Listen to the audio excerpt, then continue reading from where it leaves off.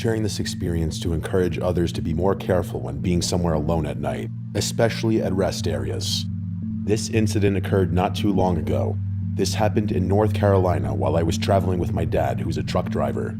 I joined him for a few days on the road to gain some experience because I'm interested in getting my CDL in a few years. We're from Georgia, so the drive to North Carolina wasn't long, and we arrived basically the same day. The delivery was scheduled for early the next morning. Around 12 or 1 a.m., we stopped at a rest area for the night. The parking lot was full of trucks, but the restrooms were completely empty, likely because most drivers were asleep in preparation for early deliveries. As soon as we parked, my dad went straight to sleep. I'm usually a night owl, so I stayed awake.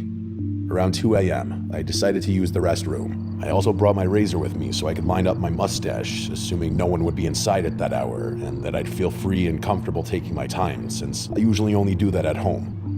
When you enter the restroom, there's two sections, one on the left and one on the right. I went to the left side and noticed a man standing near the urinal. He was very tall, at least around 6'4". I didn't think much of it and went into a stall to use the bathroom. Afterward, I washed my hands and noticed that he was still standing there. Just as I was about to leave, he unzipped his pants and began using the urinal. I felt uncomfortable, but I didn't think much of it at the time still. To make it seem like I had left, I went to the right side of the restroom instead. I stood in front of the mirror to line up my mustache. However, around 10 seconds later, the same man entered that side of the restroom. This immediately raised concern. He had already been on the other side, so there was no clear reason for him to follow me. He started walking toward me, and as soon as I took out my razor, he suddenly stopped directly behind me. He looked shocked, almost as if something hadn't gone the way he expected. At that point, I felt genuinely uneasy. I continued lining up my mustache as quickly as possible without messing it up, trying to remain calm. Through the mirror, I noticed him walk to a urinal and pretend to unzip his pants. When I looked back at him, he was staring directly at me, pretending to use the urinal. He nodded at me, and I nodded back, not because I felt comfortable, but because I didn't want him to think I was aware that he was up to something. A few seconds later, he entered an empty stall. When I glanced back, he was standing completely still in the corner of the stall, staring directly at me with wide eyes. I pretended not to notice. About 20 seconds later, he returned to the urinal and again pretended to unzip his pants, briefly looking at me before turning away. Once I finished lining up my mustache, I left immediately. As I passed him, I kept the razor in my hand in case I needed to use it to defend myself, considering I had to walk past him to get out. While I'm not short or weak, he was much taller and appeared to be at least 20 years older than me. Considering I'm 5'9" and he looks like he was in his late 30s or 40s, I knew he could easily overpower me. I exited the restroom and noticed security cameras near the entrance, which gave me some relief. The man did not follow me, thank God. I was flooded with relief.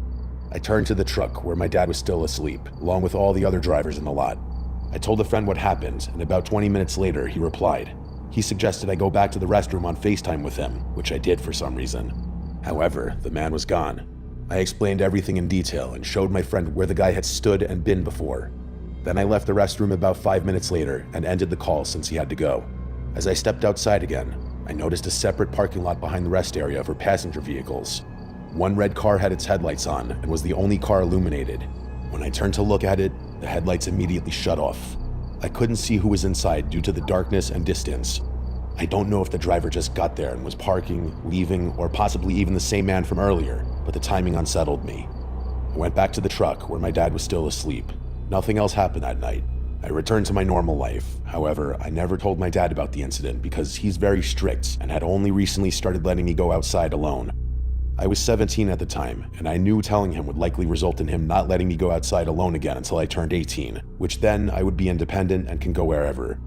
The only person I told about this was my friend. Afterward, I tried to rationalize what happened. The man didn't appear homeless or on drugs, but the way he was acting was far from normal. He had clean clothes and a well-kept beard, so I doubt he was homeless or a crackhead. Still, what continues to bother me is what he was planning and why he acted the way he did, and what will creep me out forever about that night is what would have happened if I hadn't had my razor with me.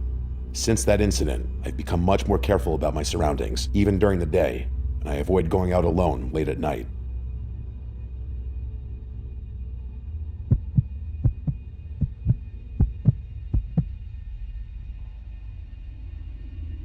I'm a woman in my early 20s, and I've lived in New York City my whole life, so navigating the MTA at any time of day or night is second nature to me.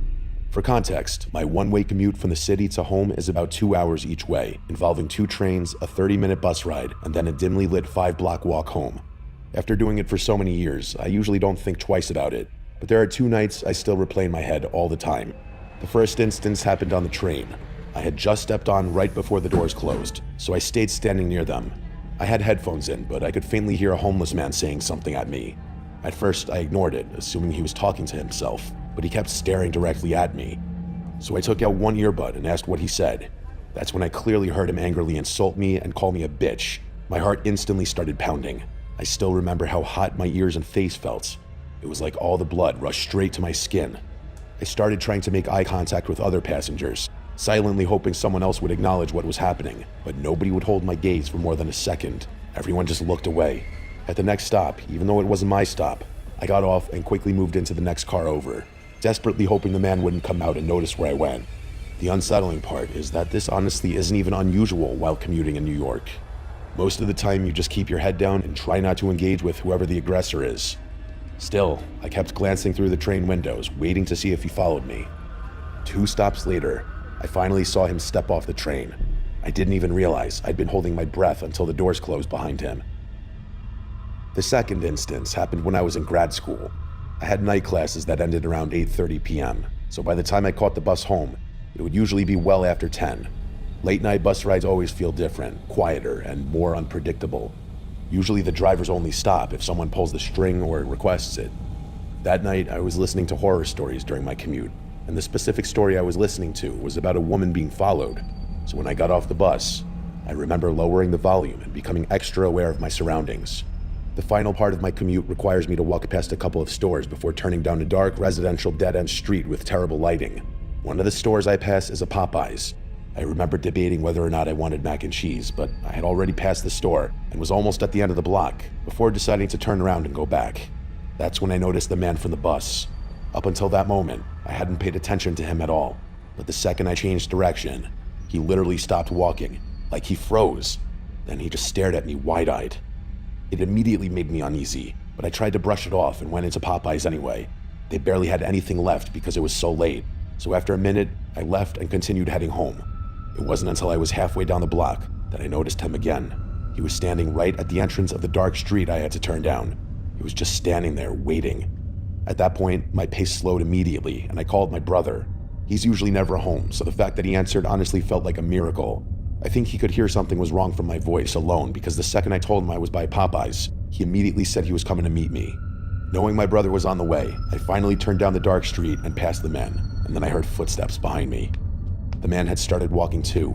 He stayed behind me, matching my pace, and then he quietly told me that he loved me before mumbling other things that I couldn't understand. At that point, I decided it was safer to stay somewhere with light, so I walked back to the store area and waited outside a liquor store nearby. Since I live in the neighborhood, I recognized a lot of the men who usually hung around there, and I remember scanning the area hoping to spot a familiar face. But that night, I didn't recognize anyone. That's when the man approached me. He repeatedly asked if I needed help and insisted that he could help me while slowly moving closer. I said no loudly more than once, and honestly, if he genuinely thought I was lost and wanted to help, that would be one thing, but I was clearly saying no over and over, and he just kept advancing toward me anyway. Then I noticed he was wearing latex gloves. This was post-COVID, so my immediate thought was that if he was that cautious, why wasn't he wearing a face mask too? And it wasn't even cold outside, so the gloves looked completely out of place. Then he started repeatedly telling me that I needed to go home, almost like he was trying to pressure me into walking past him again. A few seconds later, he walked into the liquor store, and the second I saw him move further inside, I turned the corner where my brother was finally walking toward me. The entire situation probably lasted 5 minutes at most, but it felt so much longer than that. That's the strange thing about moments like these. They happen fast afterward when you replay them in your head, but while you're living through them, time barely moves.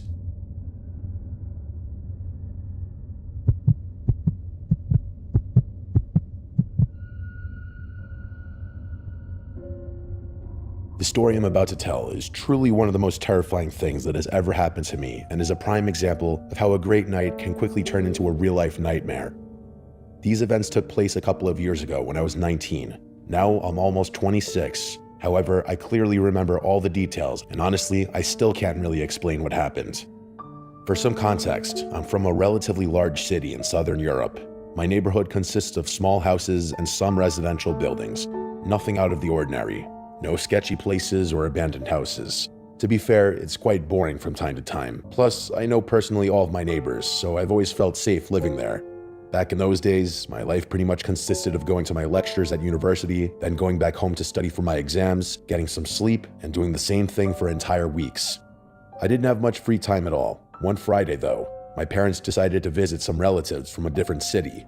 They were going to arrive there in the afternoon, stay on Saturday, and come back sometime on Sunday. This meant one thing. I had the house for myself during the weekend. What could be better for a young guy like me at the time? I enjoyed being alone at home ever since I was a kid. This was also a perfect opportunity to invite my friends over since, as I said, I didn't get to see them that often because of studying. So I called them and they agreed to hang out on Saturday. We were going to order food, play video games, and just catch up with each other. There was just another thing I had to do before the weekend. I had completely forgotten that on Friday evening, the annual geography quiz was going to take place at my university. I had to go since I already promised my peers. Plus, I had nothing else to do that evening. I thought it might be fun, and not to brag about it, but I've always been good at such quizzes. The evening went smoothly. My university friends and I formed a team of 6 people. There were a total of 10 different teams which were going to take part in the competition. The students' hall we were in was packed to the brim. I didn't expect so many people to show up, actually. We were enjoying the night. Free food and beverages were being served for everyone. The atmosphere was great in general, and just like that, we were at the last question of the quiz, and soon after, it was time for the results to be announced. To my surprise, our group finished second out of 10 teams. We got a small award, took a photo together, and it was finally time to go home. My friends and I parted ways, and I hurried to catch the last subway. The city where I'm from doesn't have a metro system running all night, which to be fair, kind of sucks. Anyways, I got off at my station, and now I was walking, 10 minutes away from my house. This was in the beginning of October, so the weather was getting kind of cold. Plus, I was tired. I just wanted to get home, eat some microwave noodles, and go to bed. What I heard next was one of the loudest, most blood-curdling screams that I've ever heard in my entire life. It was a human scream, a man's to be more specific, but it sounded as if the person was getting his arm cut off, like he was in excruciating pain. I stopped immediately in my tracks and tried to look around so I could see where it came from. It was so strange because that whole street was completely quiet. Most of the houses, if not all of them, had already turned their lights off. I was actually freaked out for a second because the whole situation was so unexpected. But then another scream followed. This time I managed to get a better understanding of the direction it was coming from. It was the direction of my house. I rushed to get home. I wasn't running, but I tried my best to walk as fast as I could, while constantly looking over my shoulder and carefully listening for some movements near me. As I was just turning right at the corner near my house, I saw a group of 4, maybe 5 people in the distance. They were probably 200 yards away from me. As soon as they saw me, all of them started running toward my direction. I was taken aback by this. I asked myself why on earth someone would do that just by seeing a random person on the street. My instincts kicked in and told me to run this time. My house was right between my position and theirs, but luckily much closer to me than the group of people who were now shouting some unintelligible things. I got to my front door, and just as I was trying to unlock it, my keys fell on the ground like in a fucking movie. I picked them up, but before turning the key, I decided to have a final glance at those men. All of them were homeless looking with dirty, ripped clothes. Seeing this, I knew I did the right thing to run. Finally, I got into my house, then closed and locked the door as fast as I could. I was breathing so heavily and all kinds of thoughts were going through my mind. For example, that they were going to break in any second now and that my parents were not at home, meaning I was all alone. I stayed and listened next to the door in complete darkness for what felt like an eternity, but it was probably a couple of minutes. Nothing happened. Everything was silent outside. This was somewhat reassuring, but very weird at the same time. Deep down, I knew the danger had not passed yet, and most likely the attackers were still out there. After a minute or so, I slowly got up and went to look through the window. There was no one. I went to the other window near the kitchen, and yet again couldn't see anyone. Just an empty street with the wind blowing the tree branches. Still, I decided it would be better to dial 112 and report all the strange things which happened that night. I explained everything to the lady on the phone, including the screams I heard earlier. To be honest, she wasn't so helpful at first. For some reason, she kept asking me multiple times if I knew the people who ran after me, and since I wasn't harmed, they pretty much can't do anything. At the end, she said she'll send a police car to patrol the area, and that they'll keep me updated if they see anything suspicious. I thanked her and got off the phone. Maybe 15 or 20 minutes later, I saw a police car moving slowly through the neighborhood and passing my house. This was when I decided it was time to get some sleep, simply because I was so exhausted. It was way past midnight at that point. The next morning, I tried my best not to think of the events from last night, but there were so many questions in my head that still remained unanswered. My best friend called and said our other friend is feeling sick, so he won't be coming today. So it was just me and him hanging out at my house all day. Before him leaving, I decided to briefly mention yesterday's story without much details so I didn't get him worried. We joked about it, but at the same time, I saw he was genuinely concerned about me. My parents called too and asked if everything was okay. I said yes, since I knew how easily my mom gets worried. I was going to tell them, but I wanted to do it after they arrived back home. In the evening before bed, I double-checked all the doors and windows in the house to see if they were locked. I turned on a movie on the TV, and I slowly started forgetting everything that happened last night until maybe an hour into the movie. I could swear I heard a loud bang from outside. It sounded like someone threw a rock at the house. I grabbed the remote and turned the TV off so I could better hear. I wasn't sure if it really happened or the paranoia was making me hear things. Again, complete silence. I didn't know what games were being played here, but slowly the fear was turning into annoyance and anger. I peeked through the window of my bedroom, which is on the second floor facing the street, and everything seemed normal. I decided to stay awake and alert as long as possible, but I guess at some point around 4 a.m., I dozed off. Several hours later, I was woken up by the sounds of my family getting home. It was already around noon. I had slept throughout half of the day basically, which is unusual for me. At first, they joked that I looked like I had just woken up and asked to help them with their bags from the car. I thought it was time for me to tell them about everything that happened those past 3 days. And as I expected, they got very upset and worried, but at the same time, they were glad I was okay. A week later, we decided to install cameras in front and in the back of the house, and nothing similar has happened again. I never got an update from the police either. To this day, I have no idea what could have caused those people to chase after me. Who was that screaming man, and why was he in such distress? Was he an actual victim of the lunatics, or was this some sort of sick strategy by them to lure people closer? Chase after the potential target, then rob them, or even worse? Lastly, was the sound I heard on the second night connected to all this, or was it just my mind playing tricks on me? I've asked myself the same questions a million times, but I guess I'll never be certain enough to know the truth.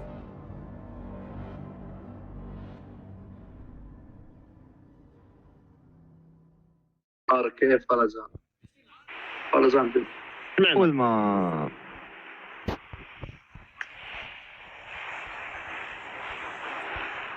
يعني في الطيارة لا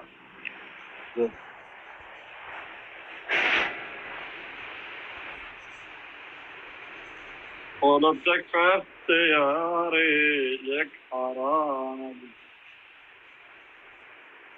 أرجوك جفت دموعي دقيقة بدر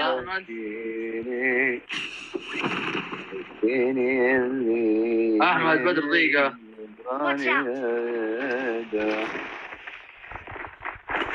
دقيقة والله أنا فجر راسك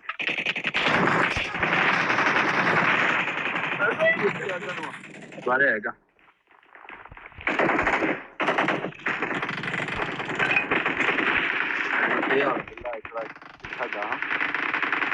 بالله يا طر Watch out!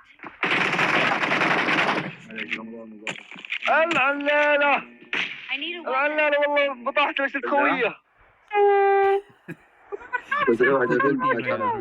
أنا بنزل أنا أنا ما أخاف من ابن آدم استغفر الله خاب ابن آدم كاب هلوانية لا النزبور هاي بهلوانية يلا مشينا يا بيبي هاي ريكول جهزوا لي ريكول ها اوه ليش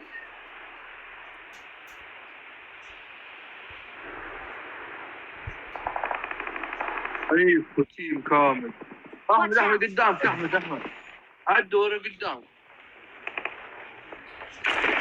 طلع اثنين يا أحمد عزاء وما أحمد رميتني يا الكلب أحمد Help! الشمة عليك يا أحمد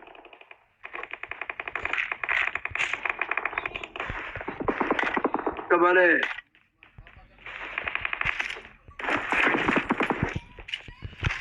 Help! فنشت قوية I'm recalling a teammate. في باكستان ما في خوف Thanks. Okay. بدأ مدش بدأ نمشي شاط تلقى يطورني. زغبت خويا زغب.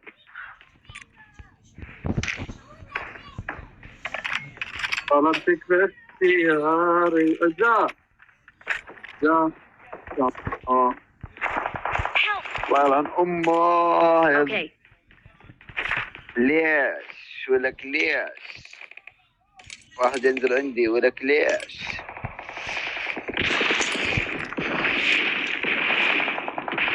السلام عليكم. عليكم الخير يا اخوي، مسويين ما ترد وكذا. زاع فوت زاع فوت.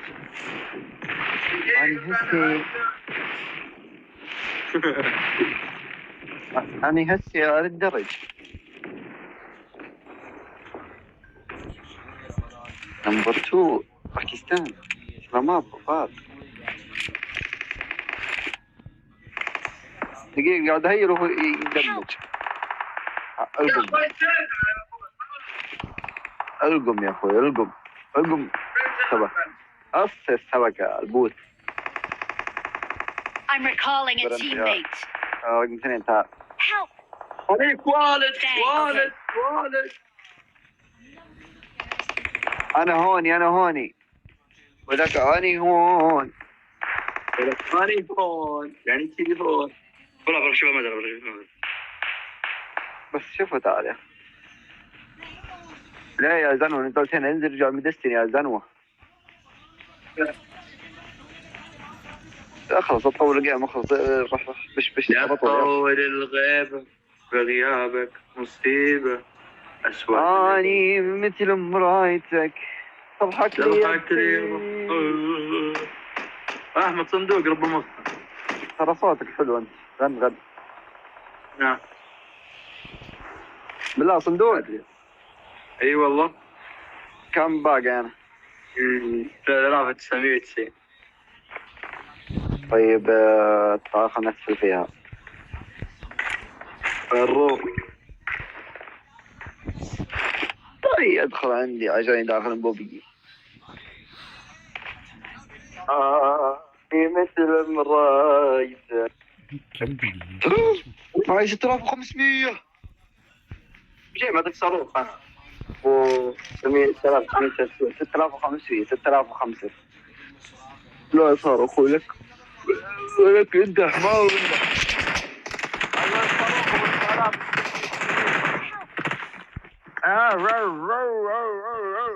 نبحث كلاب. Please recall me. Your teammates can still recall you. يا ليلة فكوك يا هزاع اخلص بش. كل مرة مايته. Fall back. مات